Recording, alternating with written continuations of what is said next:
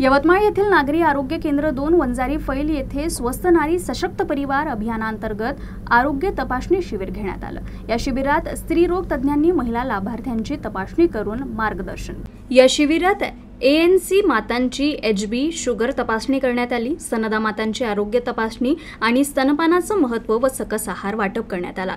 5 वर्षापर्यंतच्या बालकांची तपासणी आणि लसीकरण करण्यात आलं।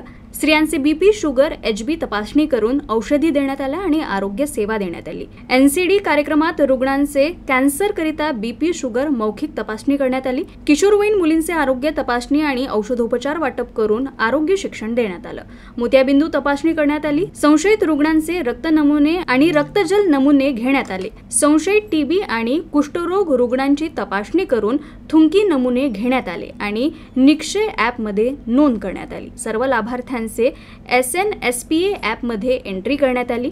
कार्यक्रमाच्या यशस्वी आयोजनाकरिता नागरी केंद्रातील सर्व अधिकारी आणि कर्मचाऱ्यांनी आपलं योगदान दिलं।